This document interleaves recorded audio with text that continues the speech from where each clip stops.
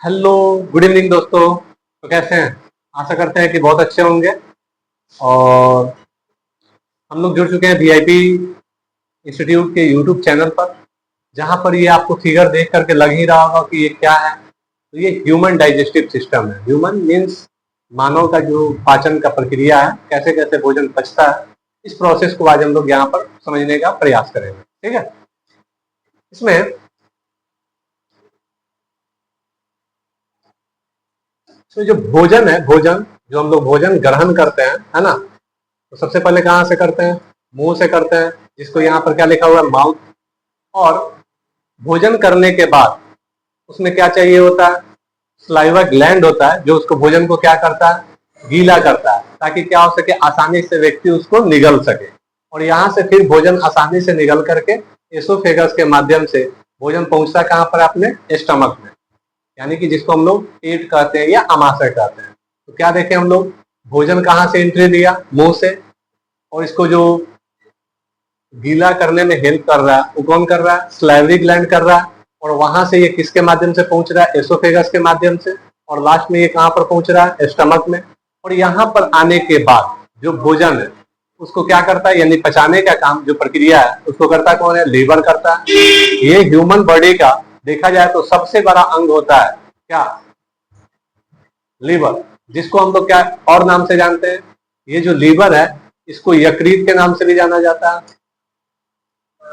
साथ साथ इसके अलावा इसको लीवर तो है ही, इसके अलावा इसको कलेजी भी कहा जाता है। जो आप खाते हुए है ना, चिकन का, मटन का कलेजी, वही एक तरह से क्या होता है? लीवर होता है ना।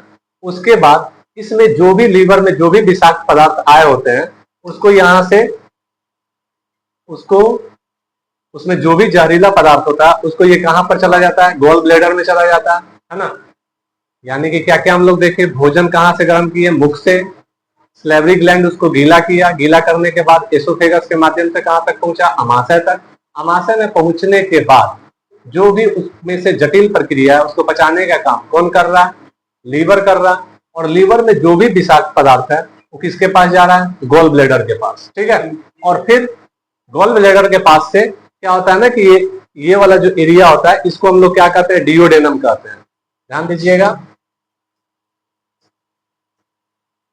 ये वाला जो एरिया है, यहां से जो एरिया होता है इसको क्या कहा जाता है? डियोडेनम कहा जाता है। क्या कहा जाता है?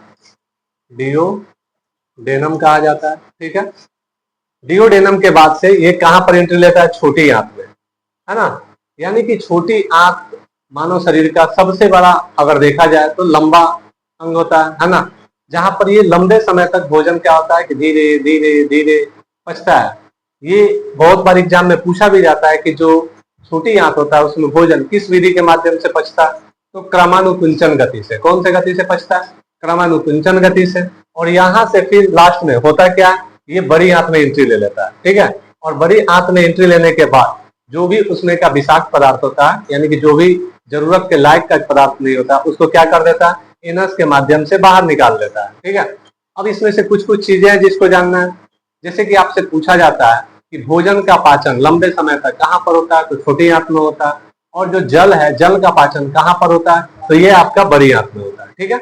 और यहाँ पर एक अवशेषी अंग होता है जिसको क्या कहा जाता है? अपेंडिक्स कहा जाता है, जिसका शरीर में कोई काम नहीं होता है ना। लेकिन अगर ज्यादा चाट मसाला, चाउमीन, पिज्जा वाला चीज अगर आप खाते हैं तो फिर क्या होता है? ये अपेंडिक्स बढ़ जाता है, जिसे सर्जरी के माध्यम से निकाला जाता है ना। ये रहा आपका पाचन प्रक्रिया। और ये बहुत आसानी से, बहुत जो मेन मेन चीज था वो आपको बता दिए। और पूरा क्लास देखने के लिए आप वीआईपी इंस्टीट्यूट के यूट्यूब चैनल को सब्सक्राइब करें। और क्लास 10th का बहुत जल्द हम लोग न्यू बैच लेकर के आ रहे हैं, जिस बैच का नाम है लक्ष्य, जिसमें एक एक चीजों को बारीकी से पढ़ाया जाएगा। और बोर्ड एग्जाम रिलेवेंट जो भी टॉपिक होंगे वो आपको बकायदे कराया जाएगा। तो मिलते हैं नेक्स्ट क्लास में। धन्यवाद।